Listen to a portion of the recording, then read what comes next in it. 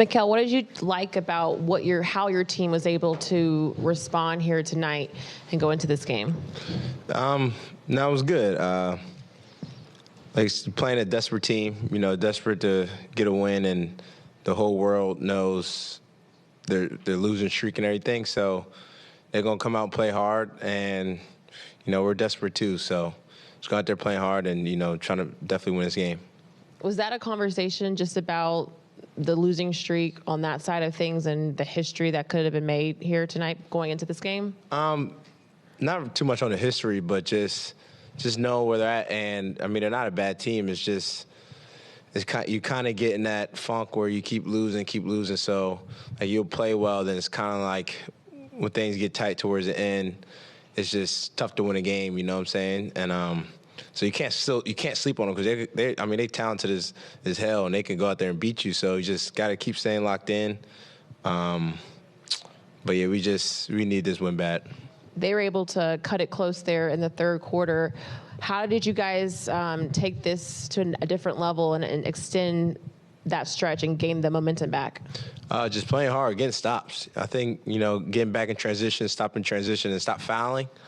We're getting stops and then pushing it because, us in transition is definitely a plus for us. So just getting stops and not fouling helped a big time.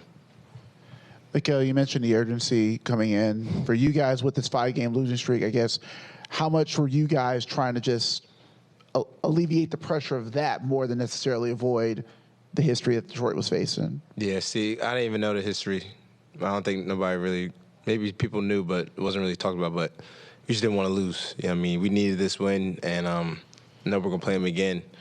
But, we needed that. We had a streak of our own going, and just wanted to start a streak going on a good side. And for you, I guess this is another game where you started off really well. The shooting came back. Was it just confidence that at some point the shots are going to just find themselves, no matter how many times you kept putting up, the shots are going to find and fall, and you get off that slump a little bit, the mini slump? Yeah, for sure. That's the frustrating thing. I was getting to everything I wanted to get to these past games when I was struggling and just weren't going in. So that was always the toughest thing. Like, I'm getting to what I like, and just the ball wasn't falling. So just staying with it. Yeah, I definitely was tripping. I've been in slumps before, so the only way to get yourself out one is to shoot out of it. So just kept playing my game and being aggressive. Monty said pre-game that he still talks to you and Cam, spoke fondly about coaching you guys in your time in Phoenix. Has it been difficult to see him, go through what he's going through right now in his first year outside the Suns organization? Yeah, for sure. Definitely won't want that on anybody, but especially not Mont. Such a great dude and works so hard and really good coach. So it's tough. But I know he's a big big faithful guy, and just all part of the story. So just sometimes you gotta struggle to get to what you want. And but yeah, that's my guy. Obviously, I don't want him losing like this, but God got something for him towards the end. It's just something he has to go through. You mentioned last night that you really wanted to get going at the same time as Cam Thomas was playing well, and you guys both had strong offensive starts today. Why do you think you were able to both get out to a good start in that first half? I just think because I feel like we both score 25 a night. I think he was on pace for that.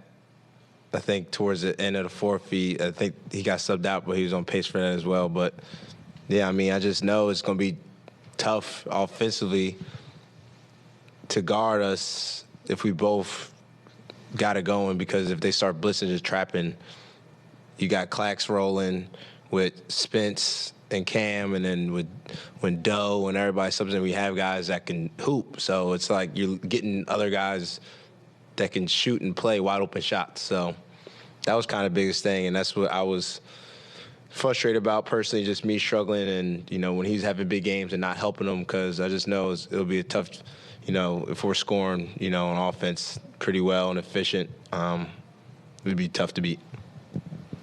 Mikal, you spoke about how you felt during that shooting slump that you had. How do you feel about your game now that you've broken out of that with the way you played tonight? Feel good. Just definitely passing and finding guys and adding more to just developing my game. I think just coming off pick and rolls, I tend to always, find the weak side and everything. But just trying to develop, finding the pocket, hitting the bigs on the pocket, reward them. So just trying to just add layers to the game. So, I'm not easy to guard where they can steal out knowing I'm throwing it across the court.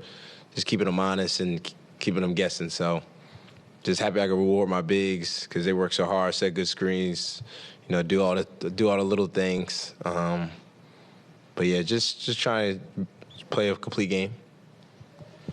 Mikal, what was it like to play in this game as Monty, the opponent head coach, and now getting ready to see him as the next game as well?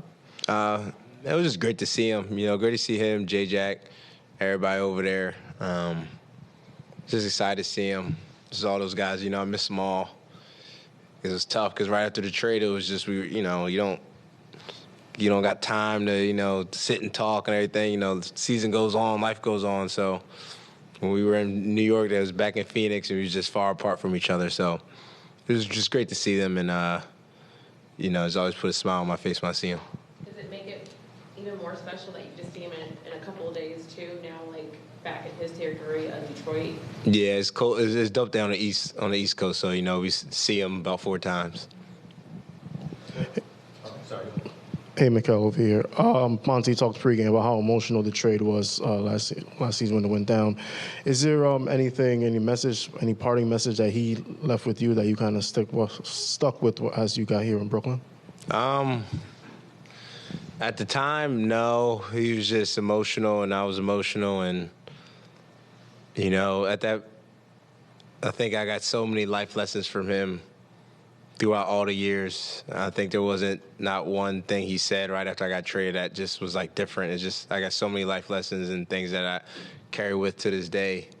And I'm always never lose your spirit is a big thing I go off, and I got that from him. He used to always tell me that back in Phoenix when I'm playing off ball and I'm playing as hard as I can on defense, and then sometimes I feel like I'm not getting it on offense. So to stay in the corner, I'll get frustrated at times, and just always tell me don't ever lose my spirit. So that's the biggest thing I take from him. But at the moment, no, we just emotional, upset knowing that that the run's over with, and you're just not gonna be around each other every day. Thanks. Yep, thanks. Happy holiday.